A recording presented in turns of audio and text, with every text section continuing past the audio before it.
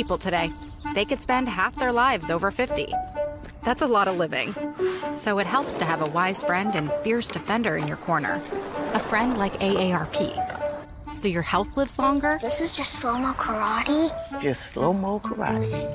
Your money lives longer. I just bought that. I just sold that. And your happiness lives longer. That's why the younger you are, the more you need AARP. Join today. Welcome to AARP Illinois' virtual event. It's so wonderful to have you with us. AARP is on a mission to connect with individuals across various communities, especially those aged 50 and above. We're here to listen, understand, and address the unique needs of you and your community as we age. Our goal is to enrich your experience by expanding our local activities, providing opportunities for you to discover and engage with all that life has to offer right here in your own community and virtually. As we journey through today's event, we invite you to consider joining our dedicated team of AARP volunteers. It's a chance to make a meaningful impact and help us better serve those 50 plus across the nation. Connect with us and be a part of this vibrant movement toward positive change. Welcome, and let's make this event both fun and transformative.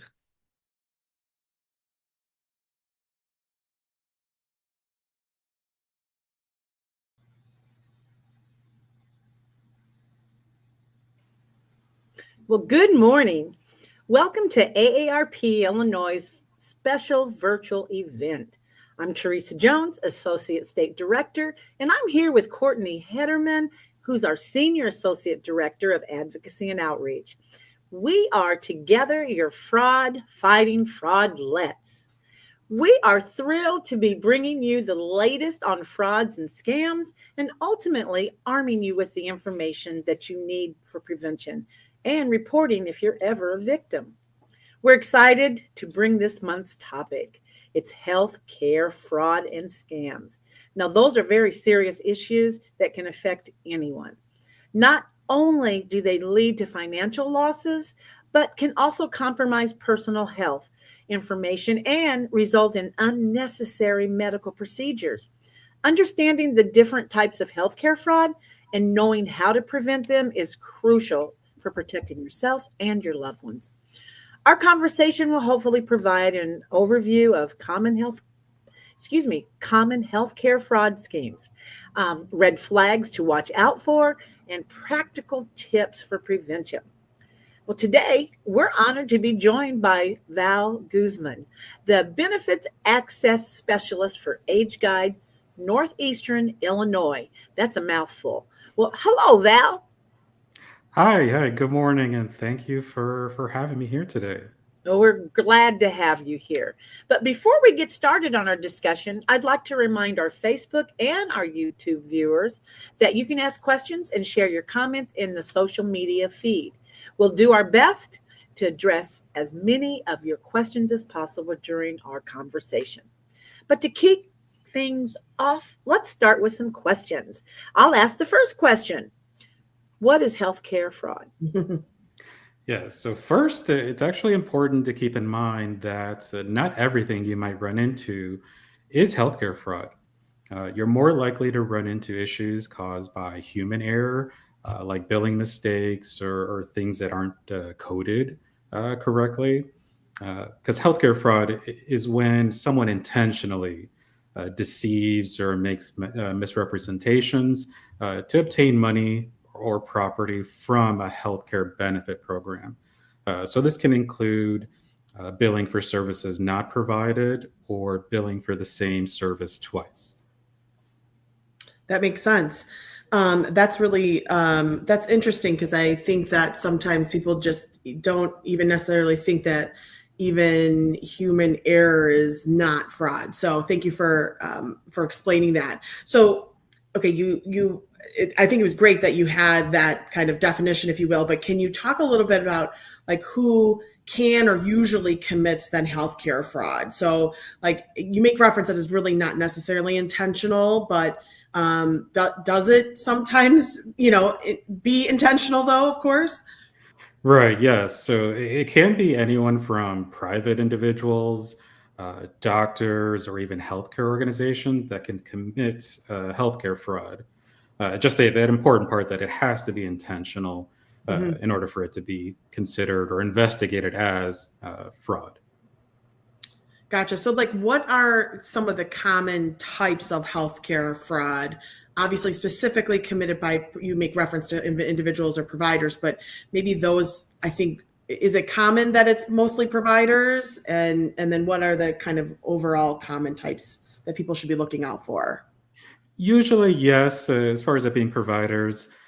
For example, home health fraud is one Hmm. of the most common types of fraud that happen out there. Something like a provider may actually visit a senior building to offer home health services for free, and then they begin collecting health insurance information like your Medicare number Hmm. from those residents. Then they turn around and bill Medicare or the insurance for those services, and they're not actually provided. Um, Hmm. or even more recently, scammers have been charging health insurance or Medicare thousands of dollars for things like catheter supplies, whether the person needs them or not. Hmm. Um, so there's definitely always more than a few types of fraud out there. Genetic testing scams are out there. Um, Being offered things like a new Medicare card. So there's definitely a lot. Unfortunately, the scammers are very quick to come up with new scams and make them very convincing. Hmm. So how do patients or can patients commit healthcare fraud? How do the patients do that? So the patients they could if they misrepresent who they are or information about themselves for financial gain, that's where you could be committing healthcare fraud. So things like when if you fill out those intake forms that you normally have to fill out at the doctor, um, or if you misrepresent an illness in order to get something like a medication or treatment for something, then that's where if it's more of a private individual could uh, be actually committing healthcare fraud. So you mean actually go to the doctor and pretend that you're sick about something so you can get a particular type of medicine or so? Is that what you're Possibly, saying? right? Because then that's where you get into a different type of fraud where it has to do with medications. Okay. Well, I guess that like led into my other Hmm. question about prescription fraud. I kind of jumped ahead of myself there. So just a little bit maybe more about that. Would that be just like asking for medicine that you don't need or taking someone else's prescription? I mean, now my mind is just like swirling. How can you do that? No, yeah. So there, I would say it's a little less common that it is an individual that's committing this type of fraud. Okay. Because what may more so happen at something with prescription fraud or something at a pharmacy is where if a pharmacist fills a fake prescription so that they can then turn around and sell these medications directly to people, and then they pocket the money. Okay. Or someone at a pharmacy could charge the beneficiary or the person for more medications than they actually give them, so that it looks like a legitimate order, but then they're stealing those extra pills, so then they could sell them on the black market or on the street. But is that, how common is that? Is that, do we think that that's happening a lot? Do you think? I think so. I think there are some protections in place for that to prevent that from happening, Mhm. where that's where you may run into if a doctor only um, uh, prescribes a prescription only for a certain number of pills or Mhm. only so that they require this reauthorization to happen. But I think that's why more so at the institutional level or at the pharmacy itself, since they may have more insider knowledge of how to pull off this type of scam. That's why I think it is still possible for this to happen, but it's usually more so those bigger, higher actors that can commit something like this. Sure, because I don't know, correct me if I'm wrong. If you have a person who, I mean, I guess maybe the getting to the nitty gritty, like if you have somebody who is having a substance abuse issue, like they're making a false or have a fraudulent type of prescription to hopefully get that filled because they're looking for narcotics, right, or something as it relates to that. That's probably maybe easier to spot versus, like there's some bigger scheme, like an individual looking because again, they have a substance abuse issue versus these kind of larger pharmacy fraud schemes, right? Would that Right. be kind of differentiate between the two? Yes, and I think that's where I know I've run into that, where people may have noticed that sometimes when you refill a certain type of medication, the pharmacy has you scanning their ID or driver's license because they have a way to track that type of information. So that's why there are some protections out there that keep this from happening. But right, unfortunately, it's still, if anything, the scammers and the fraudsters, they find ways to bend the system or to break the rules to still be able to commit this type of fraud. Yep, gotcha. So we have a question from YouTube, actually, I think is a good one. The exact question is, there are efficient ways to track incorrect, or I think it's supposed to be, is there efficient ways to track incorrect billing, incorrect coding, besides just the explanation of benefits from insurance and bills that you get from providers? So this person is making kind of reference, like they're finding it difficult to track. So is there a better way to track or figure out if there's incorrect billing or incorrect coding? How do you find that out, and how do you track that best? Right, because that can be very difficult because it's like I don't think regular people should be having to keep track of codes or understand the health insurance language. But most of the time, there should also be a description of what a code is in that in that statement. I know at least with Medicare, they does include the code, and it also includes a description of what that procedure was or what that doctor visit was. So that's one way, is by looking at those extra details on those statements. That can help just to keep track of those. Otherwise, something else I like recommending to people is to keep their own journal or track of their own doctor's appointments, like the date of that appointment, what that appointment was for.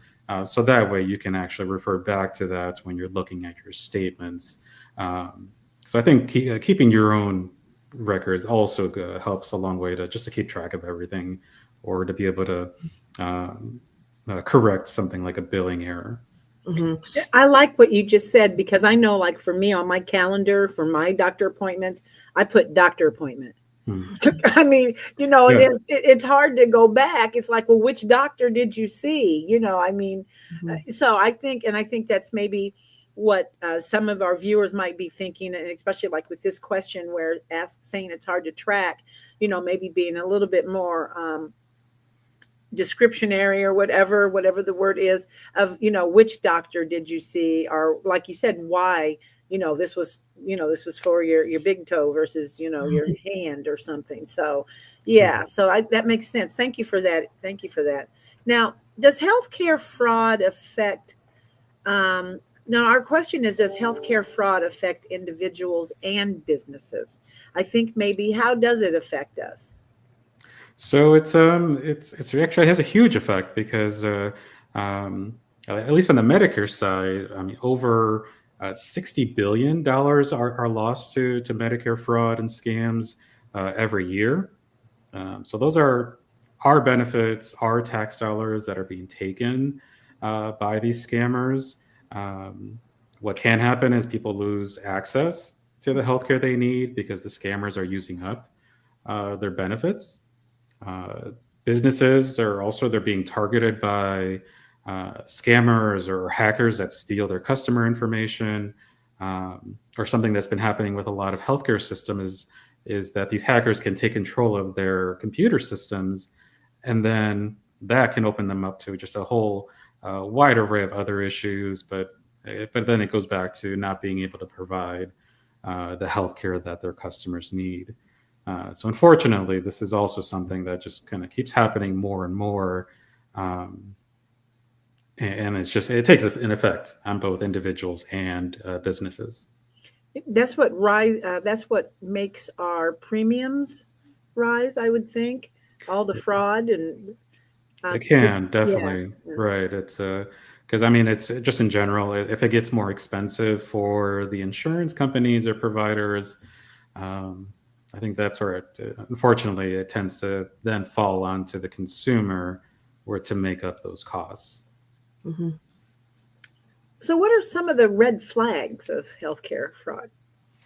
Yeah, you kind of alluded to it, but yeah, a bit. So that could be things. That could be either people that you don't know, or that maybe they're pretending to be someone and asking for your information over the phone. Something like that should definitely make you question whether you should give them any information, or if it's someone that's offering you something for free in exchange for your insurance information. That could definitely be healthcare fraud. Or another, if someone is threatening to cancel your insurance because of a bill, they're really there just trying to use fear to try to steal your information and money. Goodness. Actually, as it relates to, because I know people are getting solicited right now for Medicare beneficiaries are for open enrollment. And so people do get calls, especially from those Medicare Advantage plans, looking for people to sign up. Can you speak a little bit to that, just in the sense of those aren't necessarily fraud per se, right? Because they can legally solicit people, right? But what would you suggest in how to handle when someone might be getting a call or some sort of solicitation about open enrollment and Medicare? Right there, it's right, because it could be someone from the insurance company or someone like an insurance broker that's offering their products or trying to show what kind of plans they can offer, and those can be legitimate. But usually, I like to tell people just be very careful, even if the plan sounds good or sounds like something you would be interested in. Feel free to tell that person no, that you don't necessarily want to sign up at that moment, because you can always call back later, or if you're not sure that they're actually from the insurance company, you can then turn around and either call them directly, or there are other people out there, like there's a program called the Senior Health Insurance Program, where those are also health insurance counselors that can just go over their plan options with you without that pressure of feeling like you're being sold something or being pressured into signing up for something.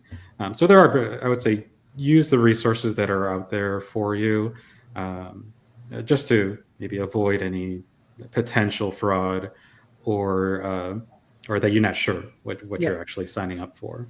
Great advice. Love it. So everybody remember that. Okay. So we obviously our health insurance information, right? Because sometimes that might be a separate number. That could be our social security number. At least that's part of our health insurance information. So what are the tips to protect our health insurance information? Yeah, I would say guard your health insurance ID number or your Medicare number, any other private information. Guard it like you would your social security number or a credit card, because once someone, if a scammer gets a hold of that, then they can charge Medicare your insurance for thousands of dollars. So generally, just never share this information over the phone or with someone you don't know.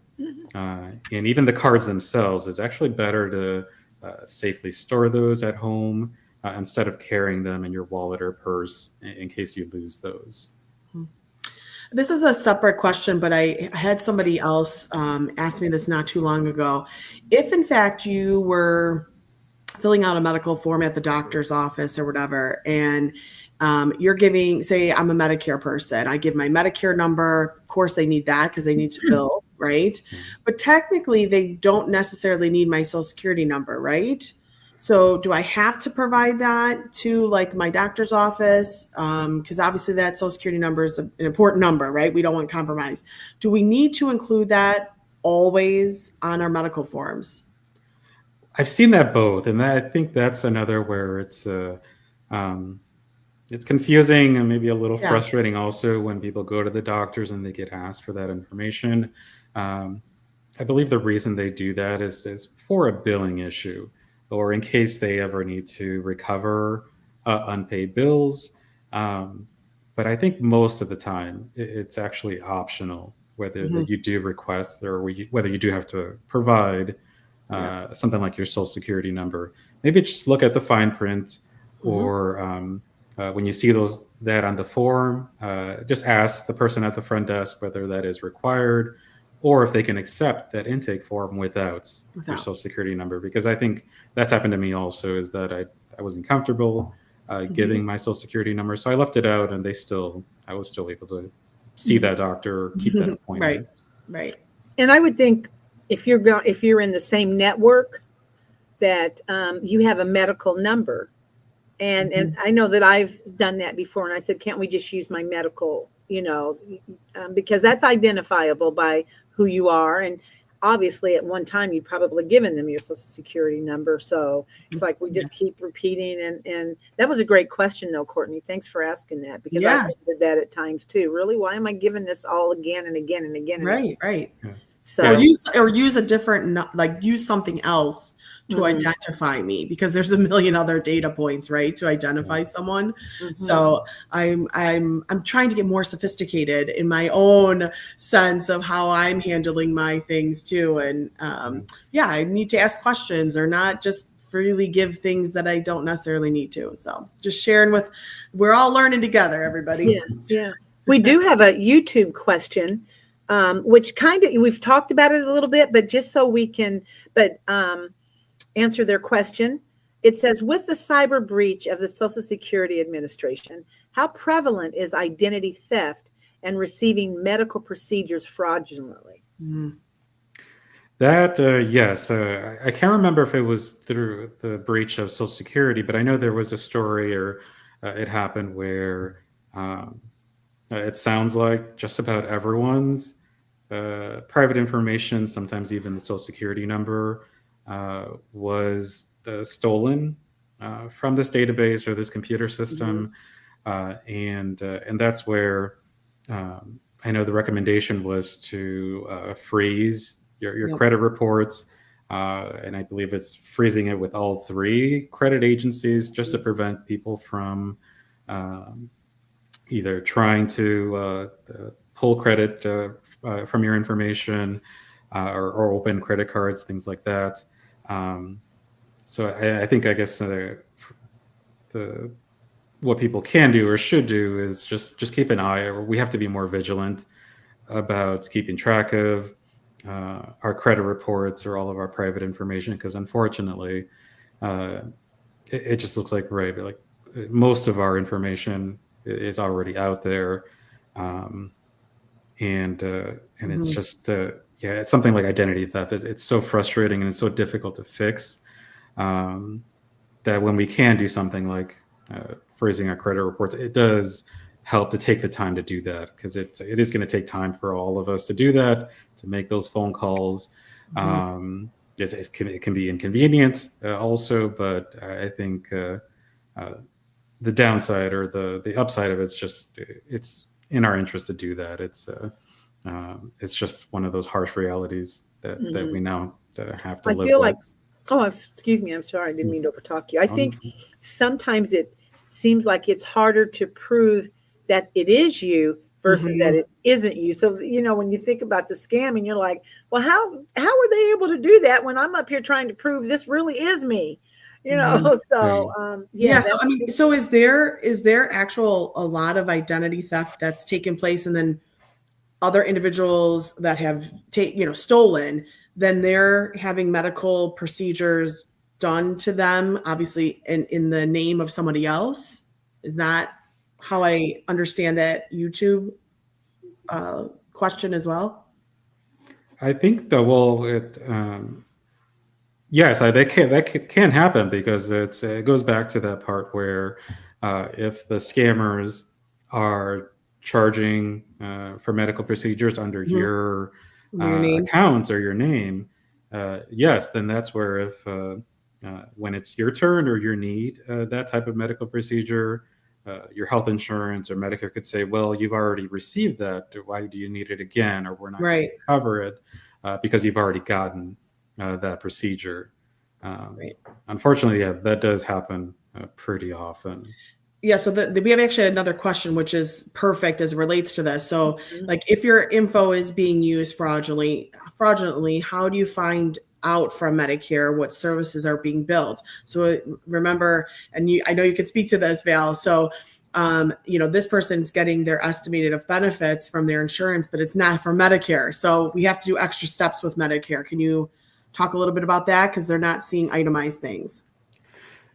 Yes, so there it depends on how your insurance is set up. So if it's a health insurance plan through Medicare or a Medicare Advantage plan, they are still required to send those summary of benefits or where they Mhm. detail any medical care that you received. And I think that's really the best way to try to catch something if it is a scam or if it's a fraud is by looking at those statements. Um, if you're not getting them in the mail or if they're not emailing them to you, you can request them, and they are supposed to provide those to you, Mhm. but more so directly from the insurance company. Uh, Providers can give you that information too, but say in this case, if it is a scam, and if they're not providing that information, then that's where you'll definitely want to go back to the insurance provider or Medicare to get that information. Mhm. Yep, and just a friendly reminder for everybody, Medicare, to contact them, you can contact through their website, medicare.gov, G-O-V, or you can call them 1-800-MEDICARE. And I always say never call it a Monday or Friday, you won't get through very well, but but 1-800-MEDICARE. That's funny. Everyone's had all weekend to think about their question, right? That's they exactly call right. That's what happens.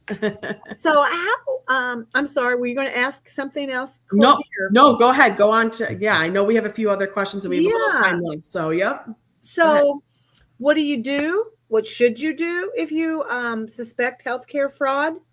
And I think these two go together, so I'm going to ask them together. And how do you verify the legitimacy of healthcare providers and service? Yes, report it right away. If you suspect something like fraud, just make sure you report it. If you're being billed for something you don't recognize, call that provider to Mhm. report the issue. And then that's where I mentioned if you can't get a hold of that provider or they refuse to look into the issue, then that's where you'll definitely want to report that to the insurance provider. Because then that's where yes, it can be tough as far as verifying whether a provider is legitimate. Uh, I always recommend if you always start with your family doctor or your primary care physician, because then they can refer you to legitimate providers and also to the ones that work with your insurance. Because they can go through the proper channels of getting you any services that you need through your insurance. Because then it's less likely that you're working with a provider that's out to commit fraud. That makes sense. Well, so any final tips to avoid falling victim to healthcare and healthcare scams and fraud, but also then, how do people stay informed? So then they are thinking more prevention, right? So we're all being diligent. So any final tips and just really, how do we stay informed then? Oh yeah, I guess just one quick thing is just hang up the phone. So if you think the person on the phone could be a scammer, just hang up because your health insurance provider, Medicare, Social Security, they'll never ask you for information over the phone or demand payment. Um, so definitely just always try to avoid giving any information over the phone. Um, I would also say be careful when throwing away documents that contain your private information. If you can, try to use a paper shredder when disposing of documents with that sensitive information. But then, kind of like how we spoke already, just keep an eye on your health insurance statements. Look out for anything that's suspicious.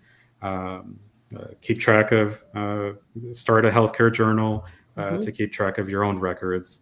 And just see, just so you can compare with what gets reported to your health insurance, and then also just the being here, trying to stay as informed as possible. That's really, I think, the best tool to fight these scams and frauds. So yeah, I would say just keep following AARP and Age Guide on social media to stay up to date on the latest scams that are targeting older adults. We actually just recently recorded a couple of podcast episodes about healthcare fraud and scams. So you can find those you can find the Age Guide podcast and more information about fraud prevention on our website, ageguide.org. Perfect. Love it. Thank you so much, Val. Everybody, Val Guzman, the Benefits Access Specialist at Age Guide Northeastern Illinois. Thank you, Val, for sharing your insights and knowledge. We really appreciate your time and the valuable contributions you and Age Guide are continuing to make to keep older adults and all of us safe. I can't believe we've come to the end. That was so fast. Very fast, yeah. Very fast. Thank you so much. And obviously to our audience, thank you for joining us for this enlightening conversation. Remember, the power to create positive change lies within each of us. Please join us next month for another engaging conversation regarding fraud. We're talking all about holiday scams because here we are. We're about to have Thanksgiving, everybody. And here we go. We are going to be inundated a lot with holiday scams. So we want to make sure you know what those are, what happens, and of course, how to stay safe. So join us certainly for next time. Once again, thank you for joining us. We look forward to continuing our mission of supporting older adults, caregivers, and the entire aging community in Illinois and beyond. For more information regarding fraud, you can call 1-877-908-3360 or by visiting our website, aarp.org/fraudwatchnetwork. That's aarp.org/fraudwatchnetwork. And of course, Val also gave his information for Age Guide, and that's ageguide.org. If you'd like more information about any AARP upcoming virtual events, you can go to aarp.org/Illinois. So that's aarp.org/Illinois. Lots of websites, lots of telephone numbers. We hope you have a most wonderful day. Happy Thanksgiving to everybody. And this concludes our virtual event. Stay safe, everybody. Stay safe. Thanks again.